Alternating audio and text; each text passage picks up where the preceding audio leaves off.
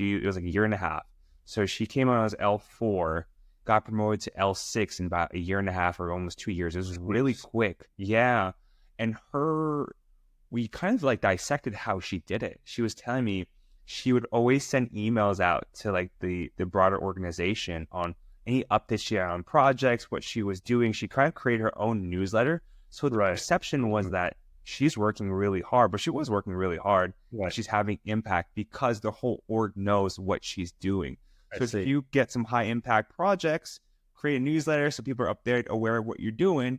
You're gonna, during perf review, during grad, you're gonna actually, get good reviews, and then you get that excellent rating. You can get promoted much quicker. So Makes sense, yeah. that's like a little hack you don't really realize unless you're at Google for a while, unless you've been working at a company for a while, how the whole kind of corporate hierarchy kind of works. So Joey, thank you for sharing your advice too, with regards to really networking with your peers and then making sure that they know what you're doing, so that way you get your good reviews and you kind of move up in your career. For sure. I'm gonna ask you one question with regards to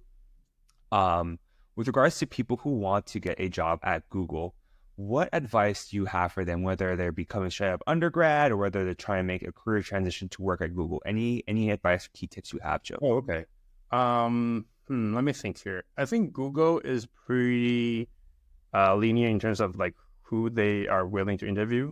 At least that used to be the case before, the more recent economic downturn. I would say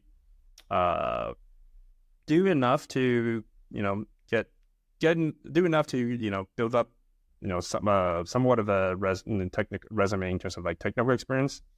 I don't know if going to a boot camp itself is enough, but if you went to like a half decent,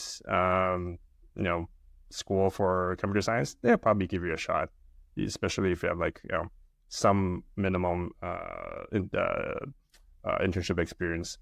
And then for, after that, you just have to prepare for interview, right? I would just say, do you really code? Yeah.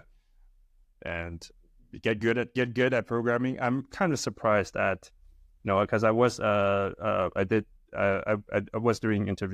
interviewing candidates, and I was surprised by the overall lack of how common it is for candidates to not be able to like write like to solve pretty simple problems or write pretty simple code, and probably a lot of them is just because they're nervous.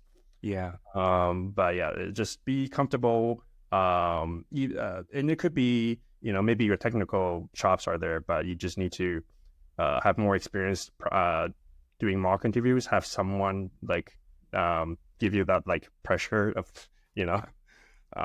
so practice with friends or something, What advice do you have for someone who's interviewing at Google to get a strong hire? Like, what makes them stand out? Hire?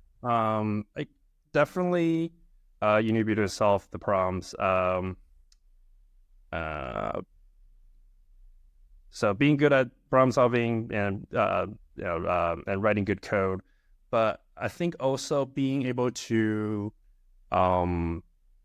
take your time and like explain your thought process and approach like in a very clear manner.